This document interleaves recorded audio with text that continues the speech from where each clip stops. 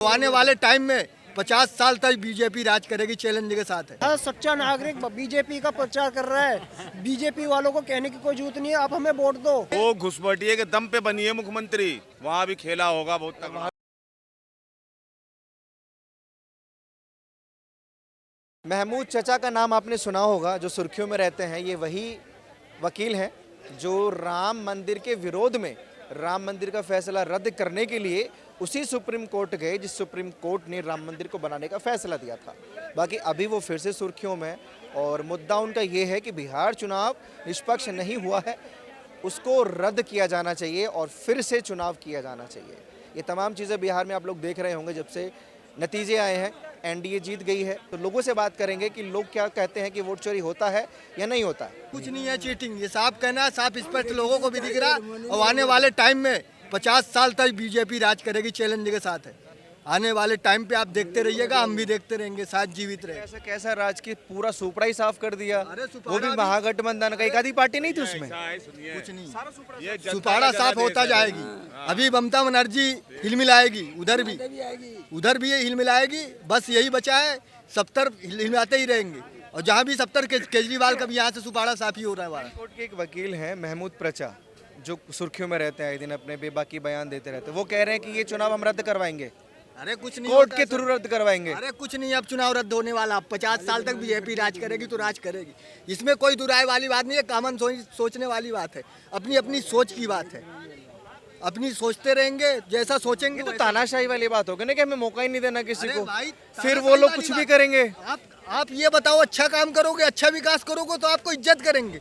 आप कोई परिवार में अच्छा काम करते हो, आप किसी के पास नौकरी करते हो, अच्छा काम करते हो, तो आपकी आगे आगे धीमे धीमे पोस्टिंग होती जाती है ना, कि इकट्ठा थोड़ी पोस्टिंग हो जाती है। धीमे धीमे से हम कोई छोटा सा लेबर में काम करते हैं, पहले जाते हैं पल्लेदारी में। अच्छा, अभी बिहार के बाद अभी बंगाल में चुनाव होने वाला है, और कहते हैं कि बीजेपी वाले कह रहे हैं अगर टारगेट वही होगा, लेकिन वो लोग तैयार हैं कि इस बार चूक नहीं करेंगे। वो घुसपैठिए के दम पे बनी है मुख्यमंत्री, इंडियन जनादेश के दम पे नहीं बनी है, और उसी दम पे वो हारेगी। ये पक्का लिख के दे रहा हूँ, वहाँ भी खेला होगा बहुत तगड़ा। वहाँ भी खेला होगा तो चीटिंग से होगा। क्या चीटिंग नहीं, जनता का जनादेश है ये। ज्योति बसु ने 35 साल राज किया, कोई प्रधानमंत्री हमारे देश का नहीं बना, कोई मुख्यमंत्री नहीं बना। ज्योति बसु को ममता बनर्जी जब ने हराया था, उस पर चीटिंग से हराया था, चीटी से हराया था। तो अब खुद को हार गया, तो अब चीटिंग फिर हो गई।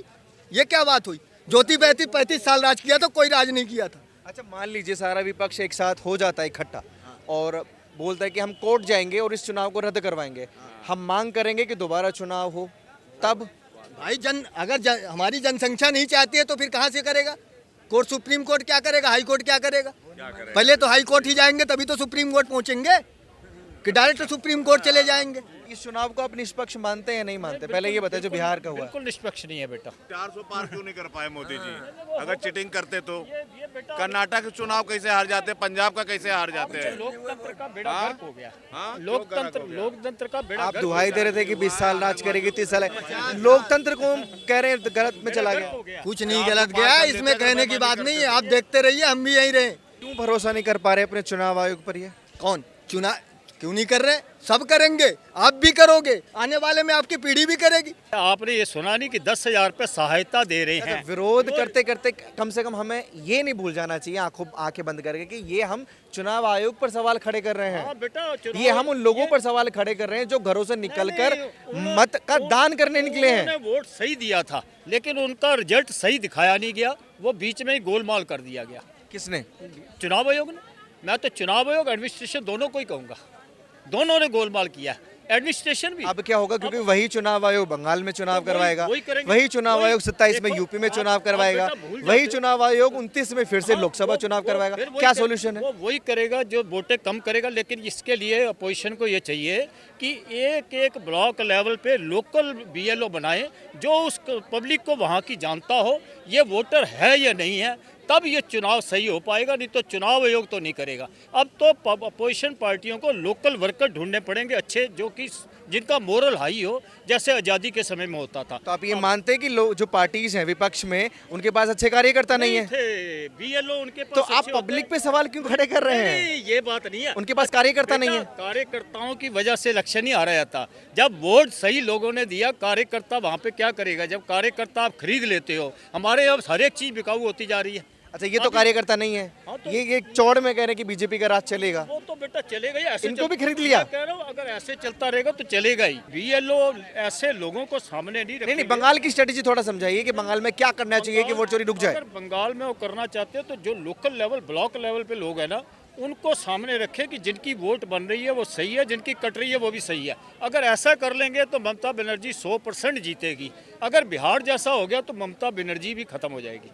अगर बिहार जैसा हो गया, नाम डिलीशन और नाम एडिशन, तो ममता बनर्जी जी की गवर्नमेंट जा रही है। अगर उसने लोकल लेवल पे BLO खड़े कर लिए जो ये जानते हो कि कौन सा वोट आपको लगता है कि वो जो राजनीति में सदियों से हैं, वो उनको कुछ पता ही नहीं होगा कि क्या करना है क्या नहीं करना है? नई प्रकार की हैं? करप्शन आई है। उन पार्टियों को नहीं पता कि कैसे कार्यकर्ता ढूंढने हैं, कैसे अपना प्रचार करना है, सब भूल गए वो। बस भाजपा इकलौती पार्टी रह गई है जो अच्छा प्रचार कर रही है। ये कैसी बात है? एग्जांपल देता हूँ। कैसी बात है? नहीं, मैं आपको एक एग्जांपल देता हूँ। हर सच्चा नागरिक बीजेपी का प्रचार कर रहा है। बीजेपी वालों को कहने की कोई जरूरत नहीं है, आप हमें वोट दो। हर आदमी जो ऐसा क्यों? तो बीजेपी की जो नीति है वो साफ है। बीजेपी का जो कॉम है वो विकास का कॉम साफ है और चोरी की नीति है। है। चोरी की नीति चाचा कह रहे हैं कि चोरी करके जीत जा रहे हैं। यदि मोदी जी चोरी करके जीत जाते तो दिल्ली में जो 3 बार जो हारी है बीजेपी उसमें जीत जाती, कश्मीर में जो हारी उसको जीत जाती, पंजाब में जो हारी उसको जीत जाती ना। वोट चोरी तो पहले हुआ था जब सरदार पटेल को 13 वोट मिली थी और नेहरू को 1 वोट मिली थी। जब हुआ था वोट चोरी, जब हुआ था केरल में हारी है बीजेपी, वहाँ वोट चोरी क्यों नहीं हुआ भाई? वहाँ भी तो वोट चोरी होता तो बीजेपी जीत जाती। जहाँ बीजेपी जीत गई वहाँ वोट चोरी हो गया, जहाँ बीजेपी हार गई वहाँ निष्पक्ष चुनाव है भाई। चाचा भी ठप्पा मारेंगे भाजपा में? हाँ, भाजपा में आने वाले टाइम में चाचा भी ठप्पा मारेंगे, ये काम को देखते हुए। ये चैलेंज के साथ मैं कह सकता हूँ। हम उन लोगों के व्यवहार को ये कह रहे हैं कि बंगाल में जो आगामी चुनाव होने वाला है उसमें भी वोट चोरी हुआ तो ममता दीदी हार जाएंगी। कोई वोट चोरी मतलब हार जाओ तो वोट चोरी, जीत जाओ तो वोट चोरी नहीं है। लॉजिक ये है सीधा सीधा। वो तो है ही। वो तो कांग्रेस का जो नियम है वो ये है, यदि कांग्रेस आ जाती है तो वोट चोरी हो गया। यदि कांग्रेस, हमने सिंपल एग्जांपल बताया आपको बेटा। अगर ये हार जाओ तो वोट चोरी, ये बेटा हारने वाली जीत बात- जाओ तो कोई चोरी नहीं। ये हार जीत वाली बात कहाँ से आई? आप मुझे बताओ, अगर 65 लाख वोट आपने काटे तो एक एक जगह से अगर आप एक एक कंस्टिट्यूएंसी 50 अच्छा, बंगाल की तस्वीरें देख रहे हैं? अभी नहीं देख, न्यूज देखते हैं आप? हाँ देखते हैं। जो वहाँ से घुसपैठिए ताले लगा कर भाग गए हैं झोपड़ियों के, बच्चे, ये तो एक वो ना- क्या ये है? तो एक छाता हम पकड़ लेते हैं। ये छाता है कि बंगाल, ये अपना बिहार में कितना कहा गया था। मुझे बताओ, इलेक्शन कमीशन ने कितने घुसपैठिए निकाले? कैसी बातें करते हो आप बेटा? जो आप तो 65 young लाख, हो। अरे 65 चाचा, लाख, ये जो घुस- वोट अरे काटे हैं बेटा- ये किसका काटा अरे है? बेटा वो जो लिस्ट, उसमें सारे घुसपैठिए हैं। इलेक्शन कमीशन ने जो लिस्ट दी घुसपैठिया, उसमें कुछ भी नहीं उन्होंने निकाला। इससे ज्यादा तो कांग्रेस निकाल देती थी। उसमें हर तरीके का लोग है, जो मर चुका है उसका वोट चल रहा है वो अरे काटा, अरे बेटा- जिसकी शादी हो गई है गाँव में अरे चल रहा है, हाँ, अब- दूसरे गाँव में अब- शादियों पे अब चली आपने- गई लड़की, अब आपने- वहाँ वोटिंग जा रही है, पहले गाँव में अब उसका आपने- वोट काटा अब है। आपने जो विदेशी नागरिक यहाँ बसा हुआ है आधार कार्ड बनाकर अभी उसका आपने- वोट काटा अभी है। आपने जो बात की ना वो भी सुप्रीम कोर्ट में प्रोड्यूस कर दिए गए थे।